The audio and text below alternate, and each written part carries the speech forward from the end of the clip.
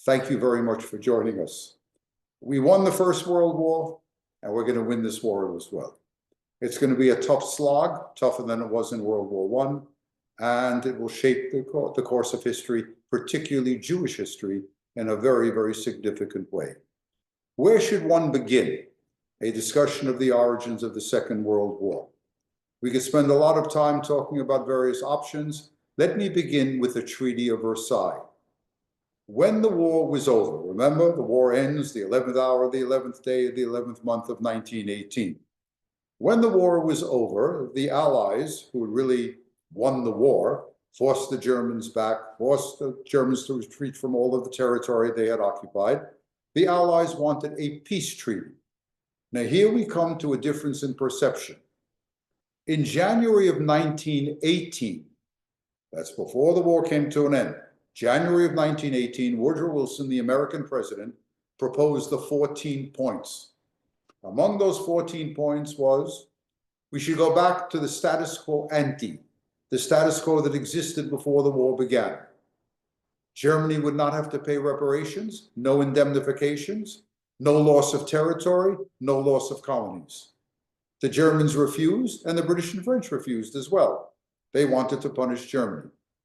Comes the Treaty of Versailles, comes the end of the war, the Germans are summoned to send a delegation to Versailles, June of 1919. Wilson is inclined to treat the Germans leniently. The British and French are out for blood. What has to be fair here? That is, the losses on both sides were tremendous. Once again, I told you we would come back to this. 800,000 British dead. 1,336,000 French dead, less than 120,000 American dead. How do you get your people to support a war where 2 sons, sometimes 3 sons in a family will die? How do you get them to put up with rationing? What's going to take place during the war is the demonization of the Germans by the British and the French, and to a lesser extent by the United States. The Germans aren't Germans, they're Huns. They rape, they pillage, and so on. And what the British and French governments were telling their people throughout the war is when this lousy, stinking war is over, those German bastards are going to be made to pay for it. They're going to be paid to make for good all the destruction in France. They're going to pay for the widows' pensions. They're going to pay for all of the losses that we had. You can't say that for 4.5 years and then go to Versailles and treat the Germans leniently. But the Germans think they are going to be treated leniently because they remember Wilson's 14 points of January 1918. But history is fluid. It's not stagnant. The Allies, and even Wilson, is not going to treat them very, very leniently. So what's going to happen, to make a very long and complex story short? At Versailles, the British, the French, and the Americans are going to sock it to the Germans, and I mean really sock it. Germany will lose territory in the eastern part of the country. The area will come to be known as the Polish Corridor. A new country is created, Poland. Poland has risen from the ashes. And in the midst of this territory, there's going to be this Polish corridor, giving Poland an outlet to the sea, to the North Sea, to the Baltic Sea.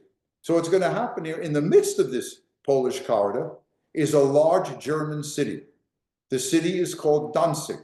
It will be taken away. It was taken away from Germany and given to the new League of Nations. For the Germans, this is a disgrace. In addition to that, the Germans will have to pay, according to the Treaty of Versailles, tens of billions of dollars in reparations. This was not expected by the Germans. The Germans were forced to scuttle all of their ships or turn them over to the British, including the submarines.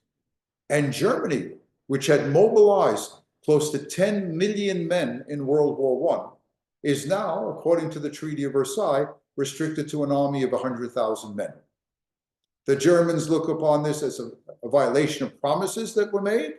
All of this is going to take place. Again, there's the Polish corridor, and there you see how Germany is split. And the German people will not forget that. That's the Baltic Sea. Poland has to be given an outlet to the Baltic Sea. Not far from Danzig was a new port is created called Gdansk. Gdansk is, again, a new name for for Danzig, that's the Polish name. Poland does not have it, but Germany doesn't have it. And then finally, what is going to perhaps be the most the cruel thing, at least from the German perspective, is Article 231 in the League of Versailles, in the Treaty of Versailles. That, let's say, Article 231 is the famous war guilt clause, in which it is stipulated Germany has to do X, Y, and Z. Germany's going to pay this, Germany's going to do that, because it says in Article 231, Germany was responsible for the war.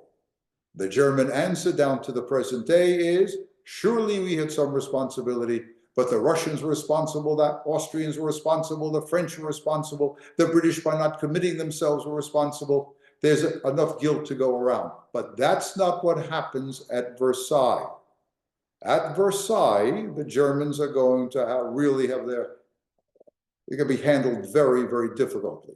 What makes it even more difficult for the Germans is the Kaiser had fled. He was responsible for the war. Remember, he's the one that declares war. He gives Volmolke the right to invade Belgium. He's no longer there. He's now chopping wood in the Netherlands. And there's a moderate socialist government which had no responsibility, or very little responsibility for the war. They're now in power. They expect to be treated very leniently. They are not. So what's going to happen is going to be enormous resentment on the part of the Germans.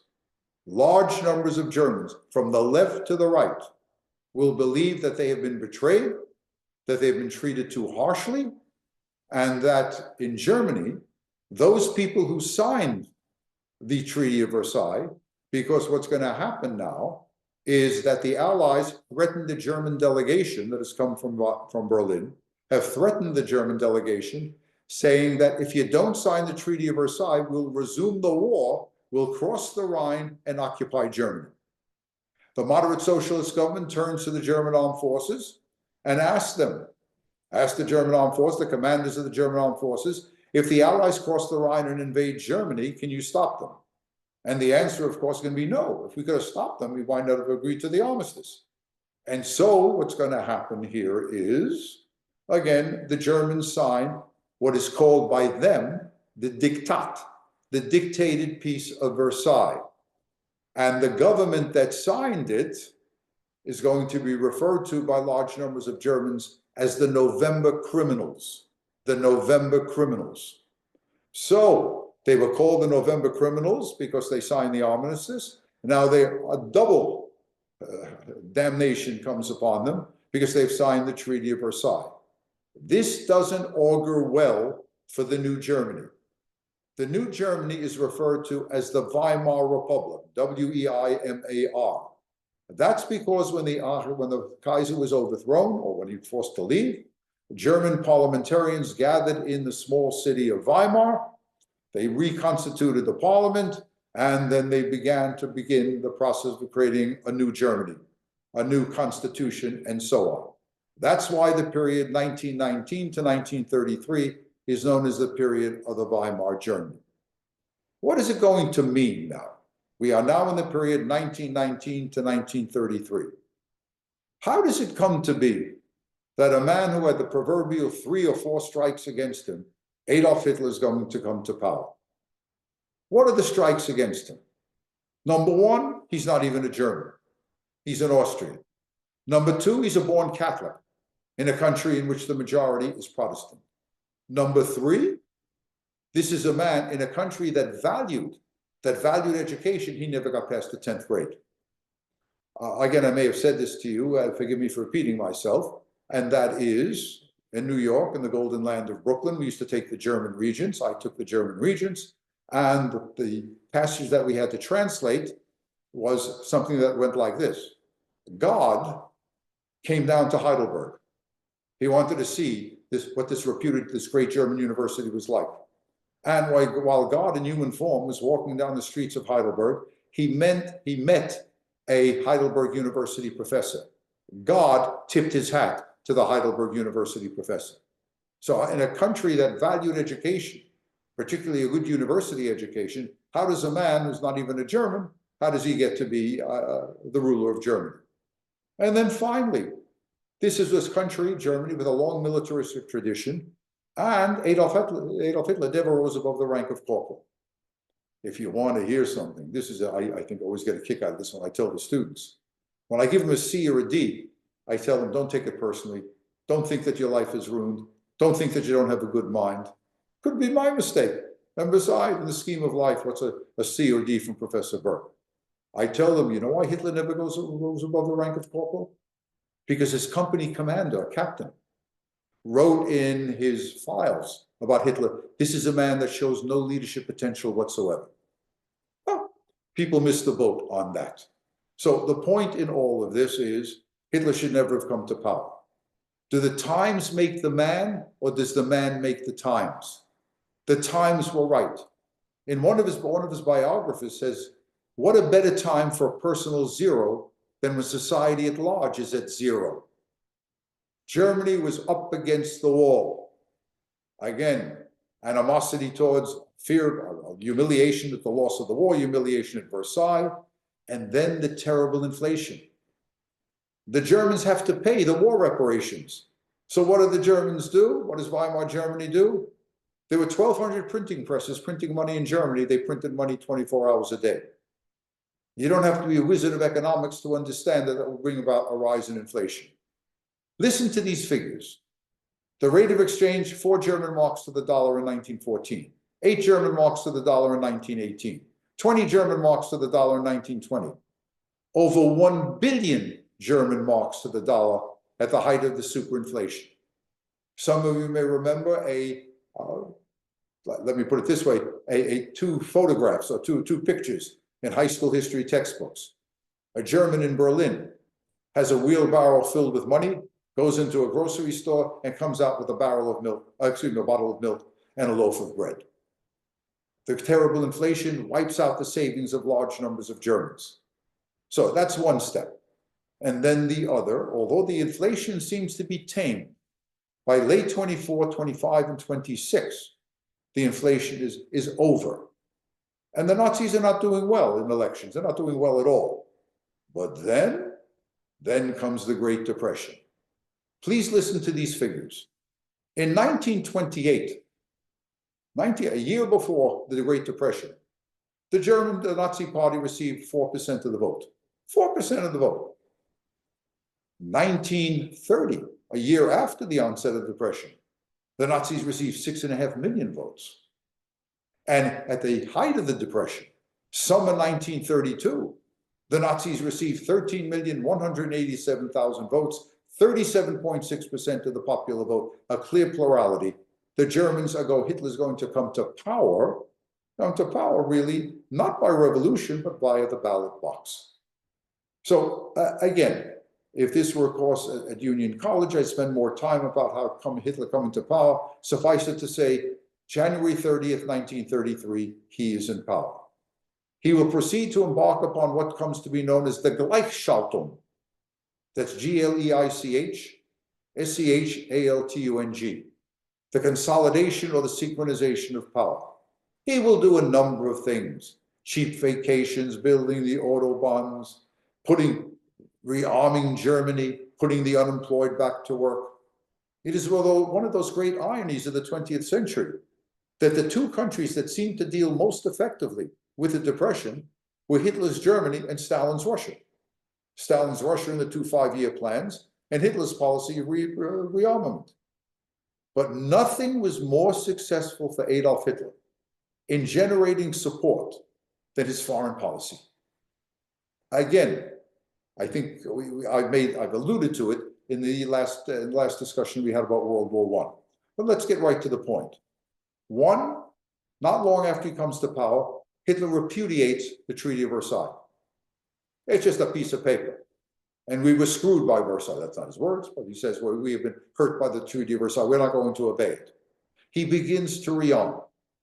And then this man, who was a great opportunist, he rolls the dice. With only 250,000 soldiers, that's all he's got now. He takes the Rhineland.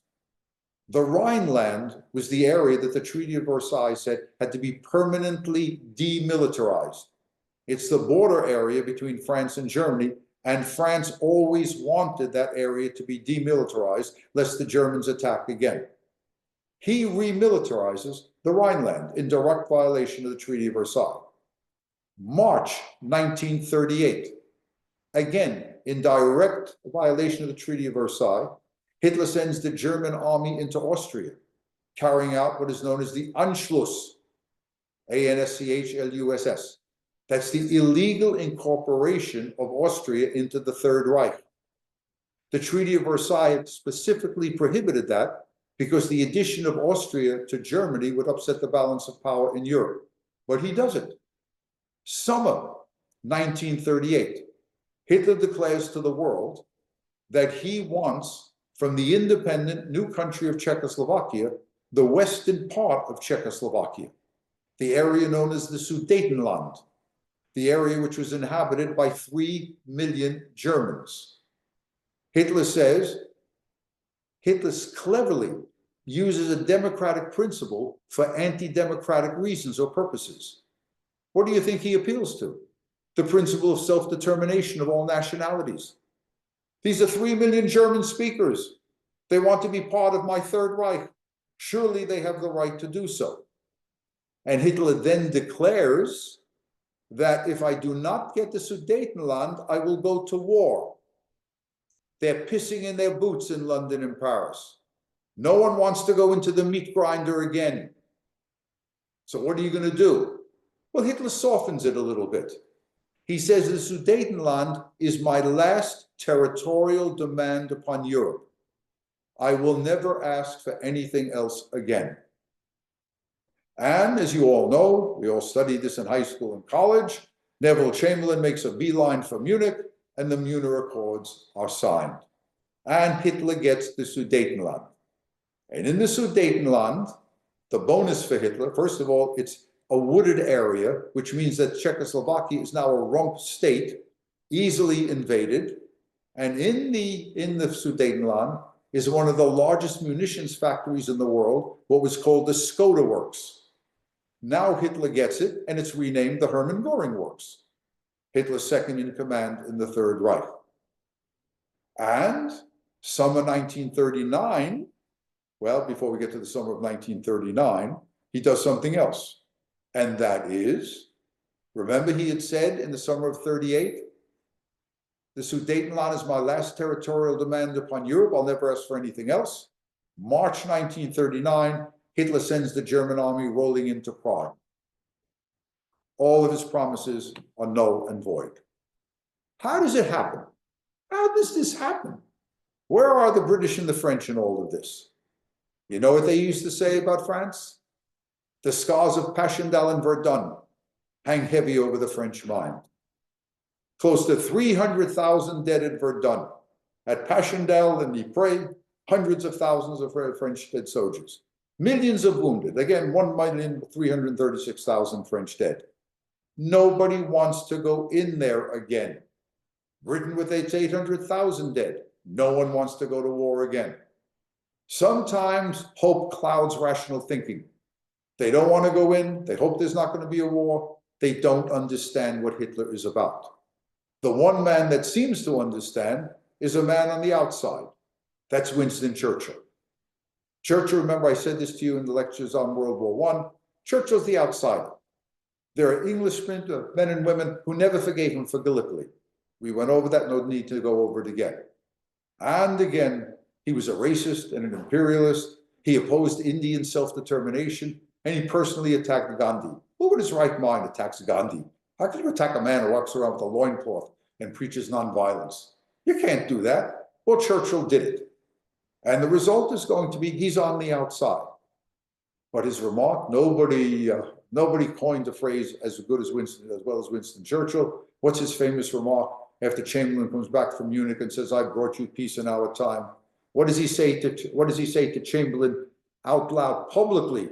You had to choose between dishonor and war. You chose dishonor, and you will have war.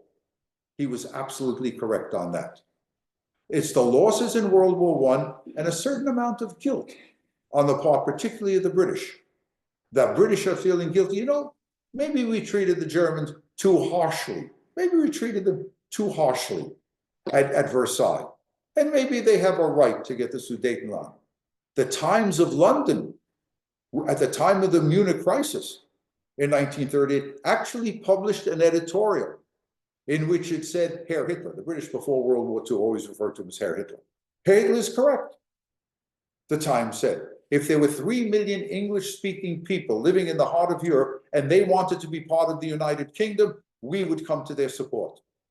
Unbelievable, absolutely unbelievable. You were given the choice between war and dishonor, you chose dishonor, and you will have war. That's Churchill's famous comment, and he was absolutely right. As far as Hitler was concerned, there are two things that one has to keep in mind about Hitler, apart from everything else.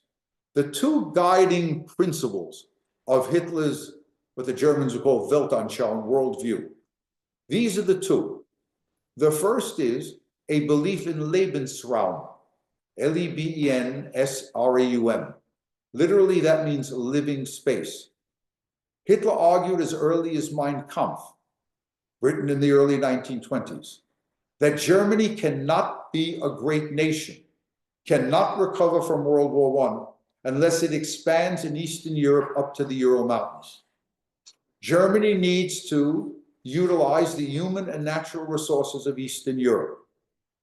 That's going to guide Hitler's foreign policy. The second one is, you saw it if you ever see newsreels of Nazi party rallies, they're always there. The statement is always there. In fact, because it is ubiquitous in the Third Reich, people think that Hitler coined the statement. It was not coined by Hitler. It was coined by a German historian, Heinrich von Treitschke, in the 1870s. And that statement is very simple in German. Die Juden sind unser Unglück. Die Juden sind unser Unglück. The Jews are our misfortune. This is a visceral, emotional, and intellectual anti-Semitism. That is a belief that the Jews are responsible for virtually everything that Germany has experienced. The Jews are the enemies of Western civilization, of Christian civilization. And buying into late 19th century anti-Semitism, Hitler believes, and the Nazi Party will argue, the evil of the Jew is not in his Torah, it is not in his Talmud, it's not in his synagogue, it's not in his Siddur. The evil of the Jew is in his blood. And you don't have to be a wizard of logic to come to the conclusion that if the evil of the Jew is in his blood, no amount of assimilation, no amount of conversion is going to really save the Jews. That is, the Jew is evil, and the Jew at the very least must be eliminated from Germany and possibly be eliminated from the face of the earth. There is nothing that the Jews can do in Hitler's eyes that can allow them to survive. And in a famous speech made on January 30th of 1939, that January 30th is an important day in it's a Nazi holiday, because that's the day that Hitler came to power. The three most important days as far as the Nazis were concerned, which were always commemorated. November 9th, because on November 9th of 1923, that's the date of the abortive putsch, when Hitler tried to take power and couldn't take power and was arrested. January 30th, that's the day the Nazis take power. April 20th, because that's Hitler's birthday. These were the three most important holidays in the Third Reich.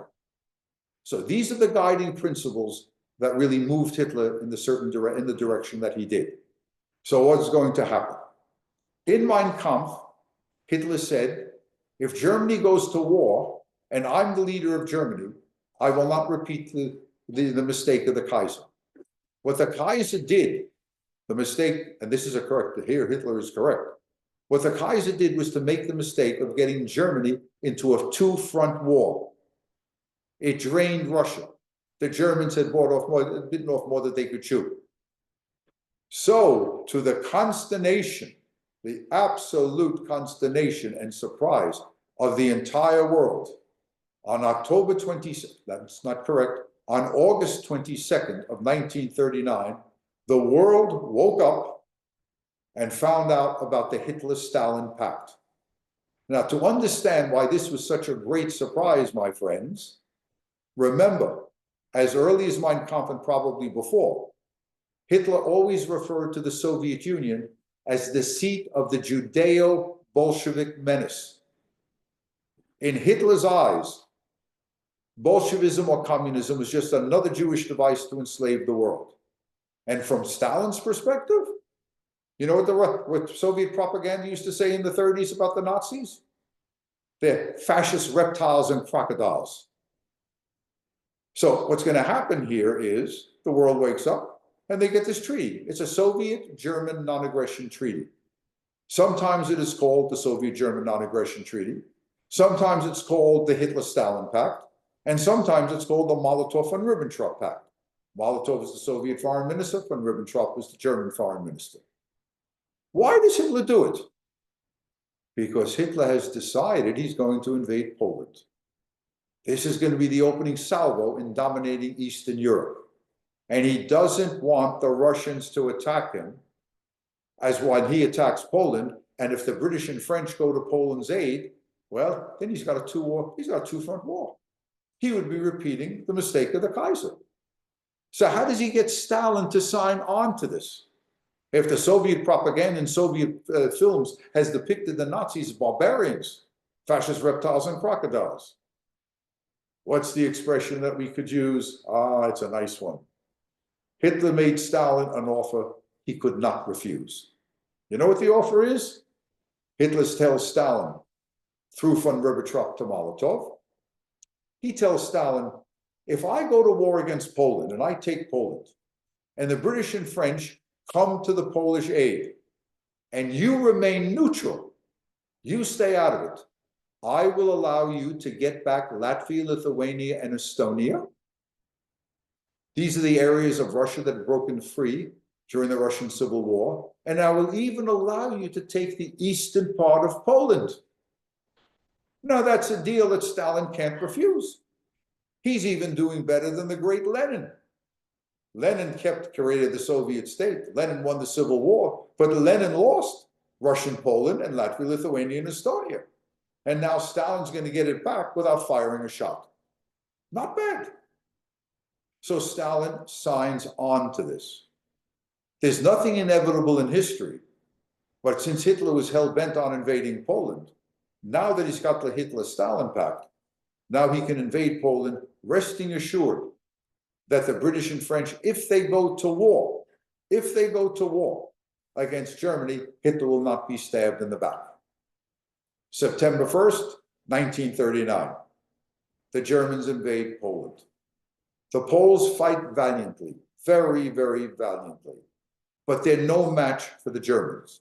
They don't have many tanks, they don't have many airplanes, they don't have good defensive positions. They fight bravely. They reel back. They reel back now to form new lines of defense. And then September 17th, 1939, Stalin, implementing with the approval of Hitler, sends the Red Army into Poland, into Eastern Poland. Poland is stabbed in the back. The Russians and the Germans now carve up Poland. September 21st, 1939. Here's the three dates. You like the chronology? Here are the three dates. September 1st, the Germans invade Poland. September 17th, Stalin invades Poland from the east.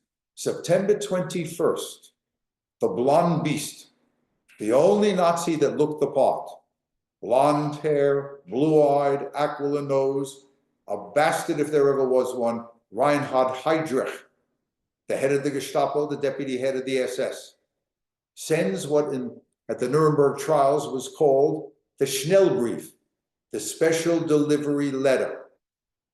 That's a letter to all SS men. That's not correct.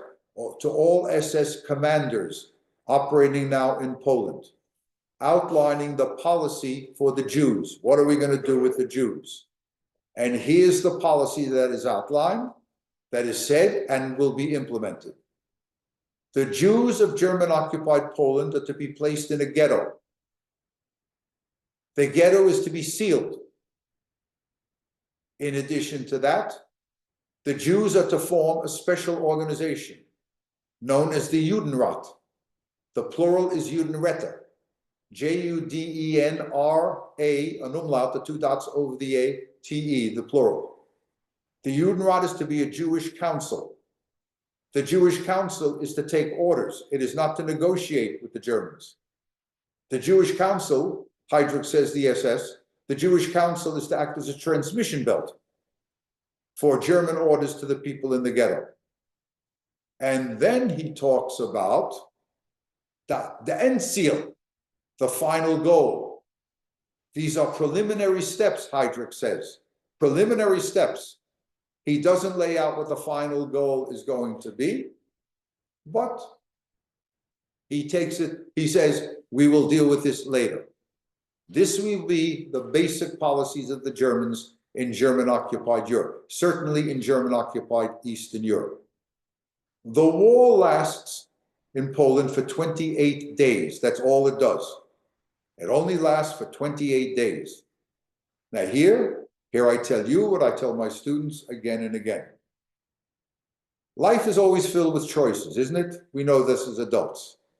But in our time, thank God we live in this wonderful country, all of our decisions are irrevocable. You can change them. I tell the students at Union, you don't like me, you don't like my course, change out. You don't like Union College, switch out. You don't like the job you have, get another job. You marry a person that doesn't work out for you, you get a divorce. Everything can be changed. Not in wartime and not in the Holocaust. September 17th to September 18th, 1939, the Germans are about to encircle Warsaw. 1 out of every 3 people in Warsaw is Jewish. Maybe it's close to 400,000 people, men, women, and children.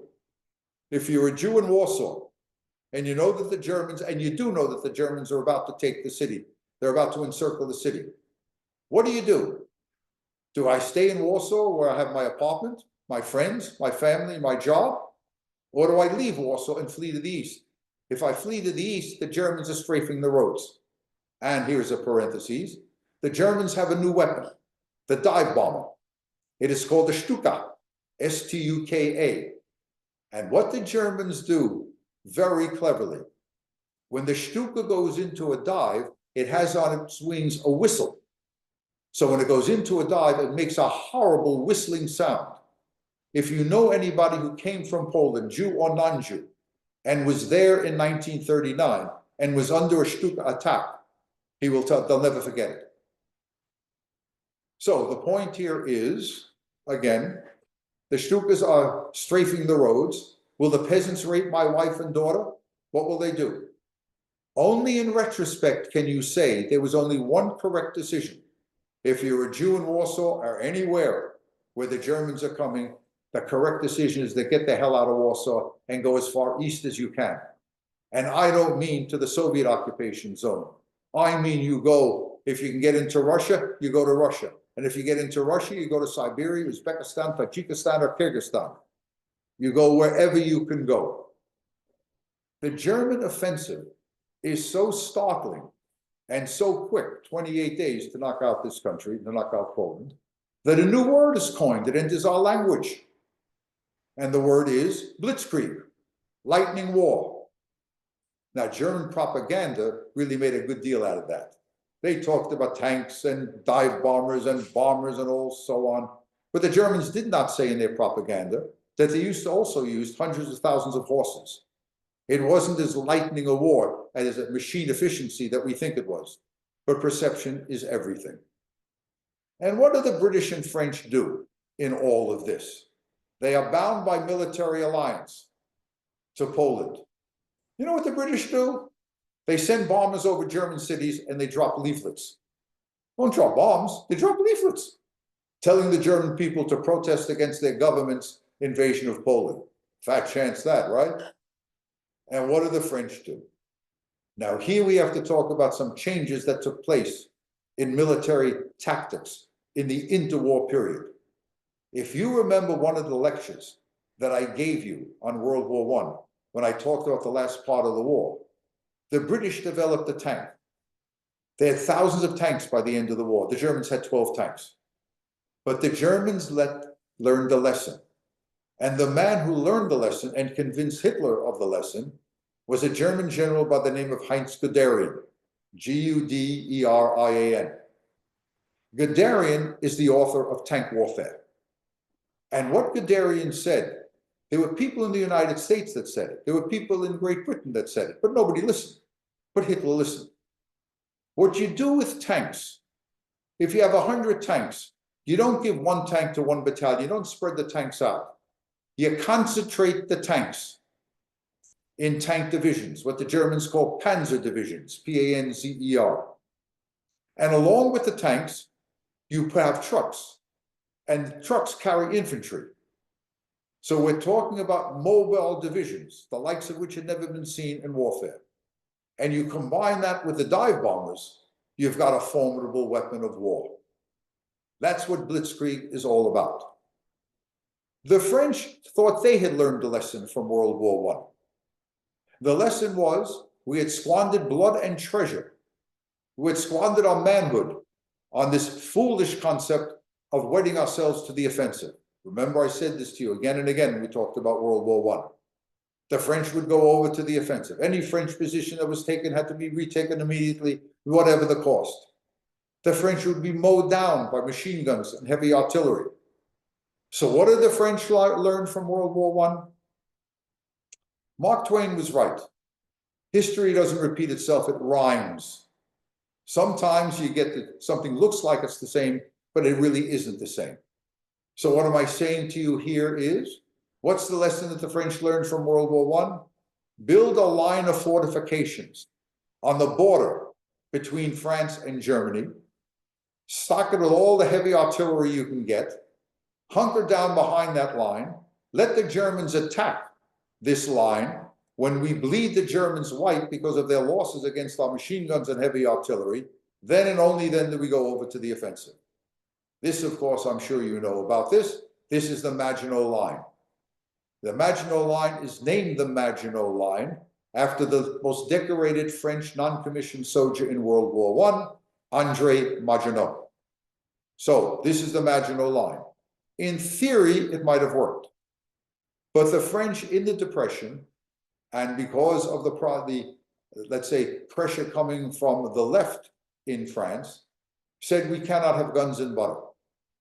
We got to provide for the unemployed. We got to have social welfare. We have to all that stuff, which of course is noble stuff. I can't deny that. The French never completed the Maginot Line. They never completed it. It didn't go across Belgium. The Belgian government wasn't too happy about having it across Belgium, but the French could have forced it. So what this is going to mean, the French are vulnerable. They're also vulnerable because paratroopers can really hopscotch right over the Maginot Line. So the war in Poland is over. Tens of thousands of Poles fled. Many of them will go to Great Britain. 10% of the RAF during the Battle of Britain that we will talk about was composed of Polish airmen. Very interesting. Polish pilots were very, very good. 10% of the RAF in the Battle of Britain was composed of Poles. Tens of thousands of Poles, maybe several 100,000 Poles, will fight for the British on the Western Front in North Africa and elsewhere. The most famous of them, of course, which brings us into another area, perhaps another series, is this young guy on the right wing of the Zionist movement, Menachem Begin. Begin is rotting in a Soviet prison because the Soviets have arrested all the Zionists they can get their hands on. An agreement is struck between Stalin and the Polish government in exile in London, in which Stalin agrees that any Pole that has been arrested is willing to fight for the Allies will be allowed out. Menachem Begin gets out, and where do you think about coincidence? He comes out, he gets out, where is he going to be trained to fight against the Germans? You ready for this? Of all the places in the world, where does he get sent to get training by the British? To Palestine, where he promptly deserts from the Polish army and becomes the leader of the Gun Zwei, the national military organization. But that's for another lecture series. So here we are here. The war is over in Poland. Nothing happens. Nothing actually happens. And Time magazine coins a new expression. This is not blitzkrieg. This is sitzkrieg. the sitting war, or what came to be known in English as the phony war. From September 28th of 1939 to April 9th of 1940, nothing happens on land in Europe. The war comes to a standstill.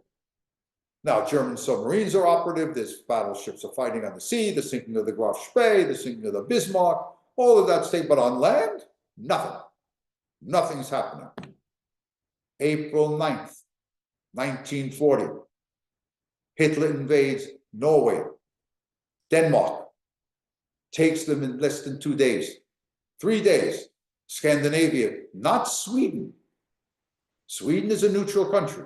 He needs Norway because Norway opens up on the Baltic Sea and the North Sea. And from Norway, German submarines can go into the North Atlantic. And German planes based in Norway can drop, can attack British shipping. But he doesn't take Sweden. He gets everything that he can get from the Swedes. The Swedes make themselves look sometimes like Vestal virgins. In reality, they collaborate with the Nazis. German armor is based on Swedish steel. The Swedes make a lot of money in dealing with the Germans. Sweden is a neutral country in World War II. So what do we have here? Then we come to the spring of 1940, May 1940. And Hitler does, this is Hitler at his best.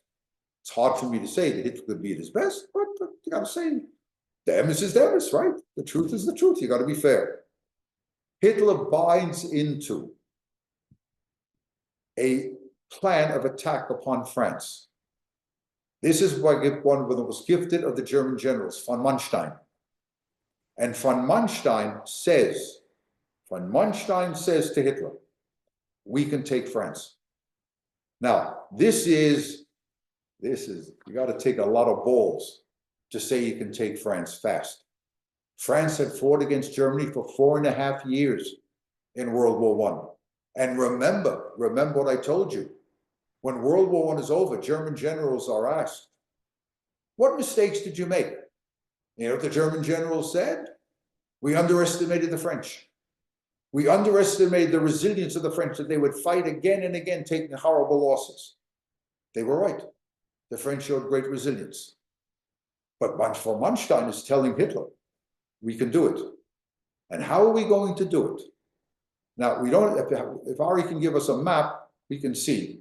You got to look where France is and look where Belgium is and look where Germany is. What's going to happen is, it's going to be at first glimpse a replay of the von Schlieffen plan, where the German army will roll through Belgium into France and take Paris. So the Germans move in, they invade Belgium. They go to the Netherlands, they take Belgium, and they begin to go into France. And the French armies move up to meet them. And so too does the British Expeditionary Force. So the Germans, if you can see my hand, I don't know if you can see them, the Germans are coming here, the British and French are coming up. It looks like another replay of 1914, but it isn't. Because in the rear of the British and French forces who are moving up, in the Ardennes forest, this area in Belgium, the wooded area in Belgium, in the Ardennes forest, which everybody thinks is impassable, there are more than 10 German panzer divisions under General Rommel. And as the British and French go up to meet the German thrust through Belgium, in their rear comes Rommel with the panzer divisions. French soldiers break and run. The Germans attack them by air, when within a very short period of time, the French and the French and the British soldiers are about to be surrounded. And what that's going to lead to is, now Churchill is in control now. Chamberlain has been forced out. Churchill is in control. Churchill has to make the tough decision. Do I continue to fight in France or not? His generals are telling him it's over. We've lost the battle in France. And Churchill agrees that the British and French forces must race like hell to Dunkirk.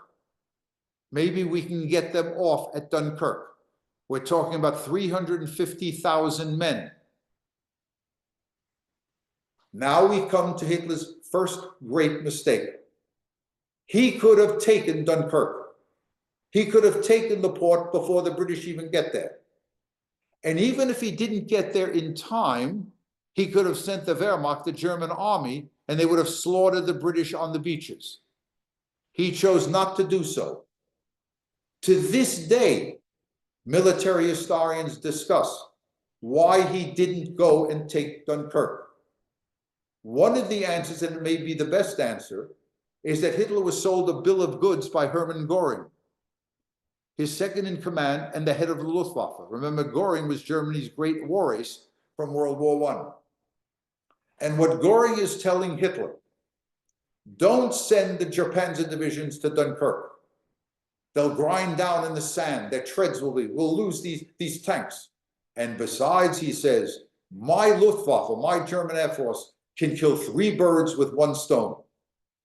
My Luftwaffe will strafe the beaches of Dunkirk.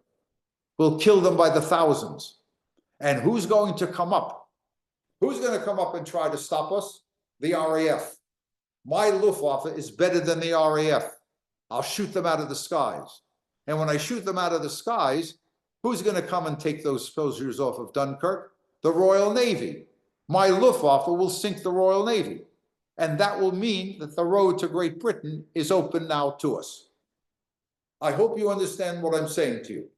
Luftwaffe, the German Air Force, remember they've got battle experience. Their planes are very good. They have more planes than the French. They have more planes than the British. There's nothing that compares with the Messerschmitts. So they've got seasoned pilots, well-trained, highly motivated pilots. Göring thinks he can kill 3 birds with 1 stone. He can't. The British hang on the beaches, taking losses on the beach. The RAF comes up. It doesn't clear the skies of the Luftwaffe, but it holds the Luftwaffe at bay. And the British fleet comes in, the Royal Navy comes in. Now, remember the world operates on Bubemeitzes. Remember I told you that. One of the Bubemeitzes is that it is well-to-do Brits and fishermen who took their fishing boats and their yachts. They went to Dunkirk and they took the people off. That's only partially true, my friends. You know where the myth begins? Remember, if you saw this film when it came out, you're even older than I am, and I'm a fossil. You're really older than I am. That's the film Mrs. Miniver. A very good romantic film, really very, very good. And he's an upper middle class Englishman. He's got a nice yacht and he goes to Dunkirk. Well, the yachts bring out, the fishermen and the yachts do bring them out. That film that you can get on Netflix, Dunkirk, is a superb film. It really is. But it's the Royal Navy that gets most of these people out. And it's hailed as a great victory. Churchill has to tell the British public, victory is not accomplished by great retreats. You can't do it. What is going to happen, what I'm leaving you with for next week, is going to be France has fallen. And now Churchill's got to make the most, probably up to this period of time, the most difficult decision of his life. Now, if you were my students, here's what I would tell you. Here's what I would ask you. France is falling. Marshal Pétain, that you learned about in World War I, is now the ruler of France. The French people have turned. The parliament has turned to Pétain. Pétain tells the French people, we have lost the war. Germany has won the war.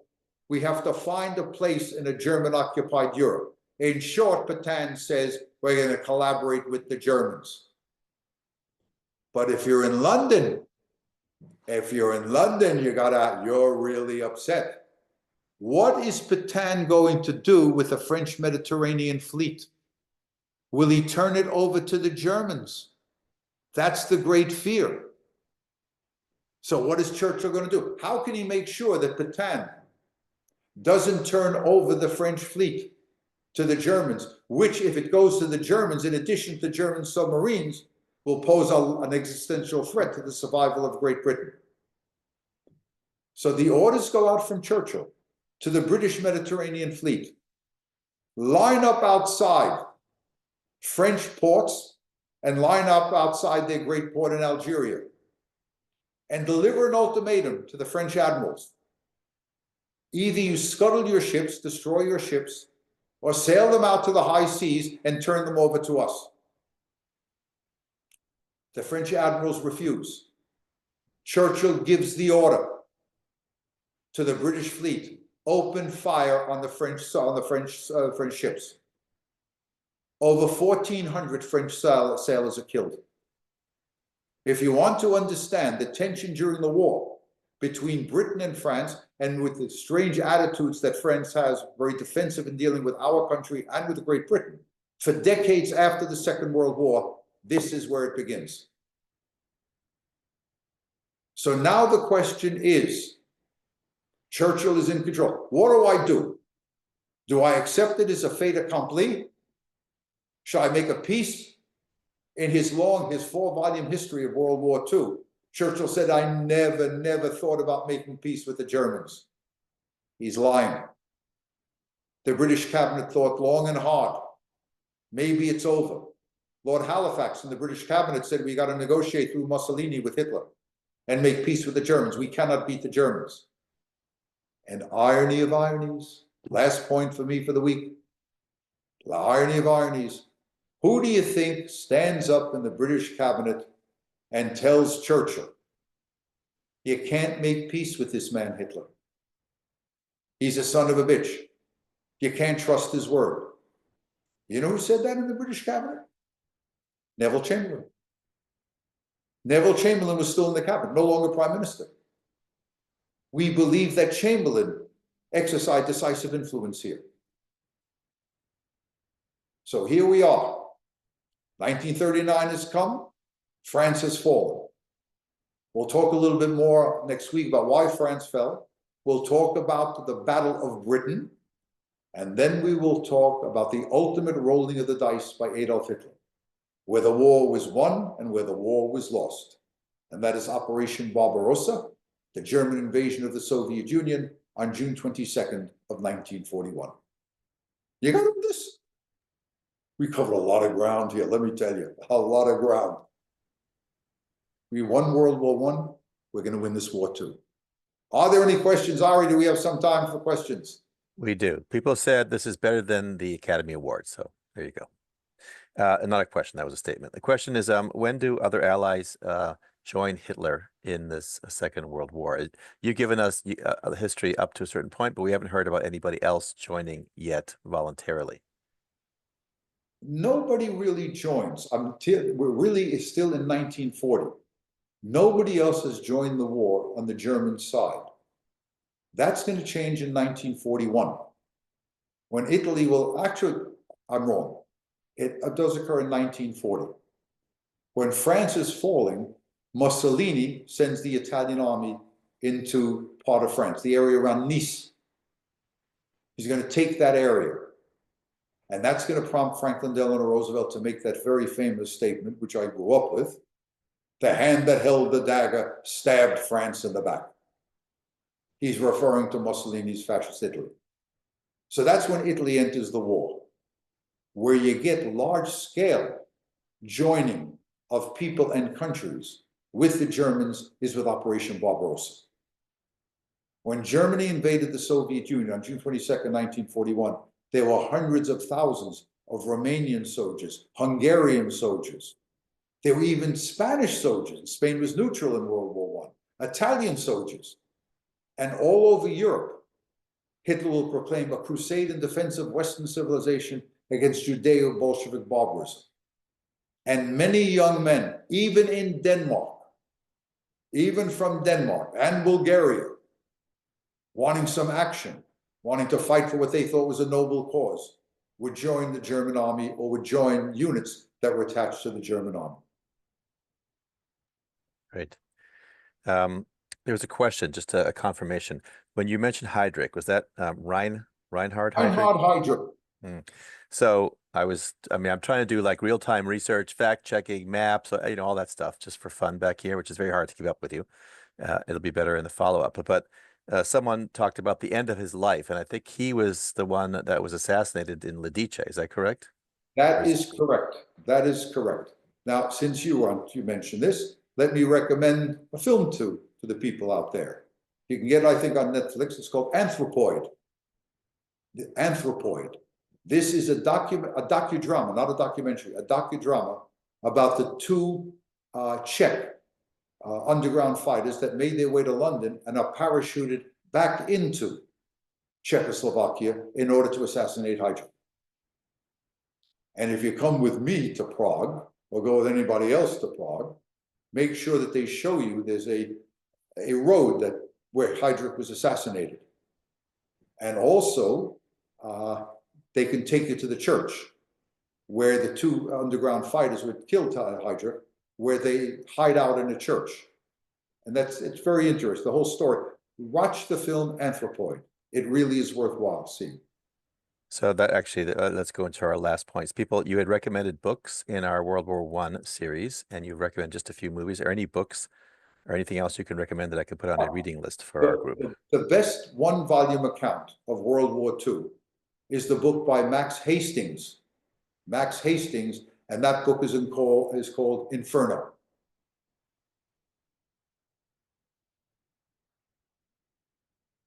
Now, when we get to other parts there, we get to there's a voluminous literature on World War II. World War II is alive and well. Not so much in the United States, unfortunately. But in Europe it is. From the American vantage point, there is a trilogy of the American role in World War II set against the background of World War II. That's by Rick Atkinson. Rick Atkinson. It's a trilogy. It's very, very well done. Great. Then there's a British historian by the name of Keegan, K-E-E-G, I think it's A-N, but I could be wrong.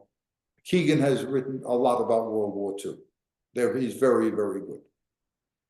So I'll just end with an interesting statement. I was doing family research into my family from Lithuania, and I couldn't understand why the documents kept changing. They were Lithuanian, they were in Russian, they were in German, until I placed the Molotov-Ribbentrop agreement on top of the history of my family. And they explained everything that happened in my family's town of Rakashek. The Russians come in this period. They take part of my family, send them to Siberia because they were wealthy. They leave the rest. Then the Germans come in. We're going to talk about that, and they destroy everybody else. And so once you understand history, you can understand your own family's history and why some of you think you're Russian, some may think you were in Germany, some think you were in Lithuania or Poland, but it was all not a good place to be, I guess. That's right. And you have to understand the chronology. You have to know the chronology. That is, the Soviets take over Lithuania in 1939. Actually, in 1940. Take over Eastern Poland in 1939. They took over Lithuania. And you're absolutely right. Well-to-do people, anti-communists, Zionists, religious people were deported by the Germans. And to show you how you don't know, and this is the last thing, I know you're running out of time. Sorry, deported by the Russians. Deported by the Russians. Deported by the Russians. When people were deported by the Russians, 250,000 Polish Jews were deported by the Russians and sent to Siberia and to the stands. 5% of the population of Latvia, Lithuania, and Estonia was deported to Siberia and to the stands. And people thought at the time, what a terrible thing, what a terrible thing. Those people, if they're Jewish, most of them will survive. This Soviet policy of deporting was not designed to save Jews, but it did. The largest number of Polish Jews who survived the Second World War were those Polish Jews that either fled to the Soviet Union or were deported to Siberia. You never know. You never know when something happens. Last point I'll tell you. I know this guy, he's dead, good man, came from Pinsk. The Russians come in August 1939, they take over Pinsk. They're going to deport a very famous, very young rabbi from Pinsk. They put him on a train. The Jews of Pinsk are mortified. Their beloved rabbi with his wonderful family. They're going to be deported to Siberia. Who knows what's going to happen to them? So the Jews raised a certain amount of money. They bribed the NKVD men. They bribed them to let the Jewish family come off the train with their beloved rabbi. They saved their rabbi from deportation to Siberia. The Germans come in. June of 1941, that rabbi and his family are almost immediately murdered. You never know. History is fluid. It's never stagnant. So I guess we've come to an end, or I'll stay as long as you want. We have come to an end. We thank you for part 1 of our series about World War II. Lots of things for people to go read and watch in between this program and next week's part 2. So I wish you all a good week and enjoy the Academy Awards. May your favorite actor or actress win. And there was a film about, I don't know if you saw the film about the 2 guys who go back to Poland. And Kieran Culkin is up for the Academy Award. Yeah, well, I don't know. Oh, that's, yeah, A Real Pain. Real Pain. I actually enjoyed it, by the way, and I thought Kieran Culkin was excellent. So I do hope he wins. And also The Brutalist is up. So that, but I'll tell you, I told you that the Germans invaded Norway on April 9th of 1940. If you want to see a good film of what the courage to resist the Germans and the tough choices that people in the underground had to make, it's a film that I saw last night on Netflix called Number 24. Number 24. A very good docudrama with, again, appearances by, and a major appearance, by the most decorated Norwegian during the Second World War. One of the great heroes of Norway in the underground. But it's really good in showing you what it took, the guts that it took to fight, and the pressures that people are under to collaborate, and the tough decisions that people have to make in wartime. thank you. Thank you so much for Thank this you last all series, for this class. Have a good week, all of you. Kieran Culkin just won the Academy Award. So go enjoy, everybody. See you this week. Bye-bye. Take care.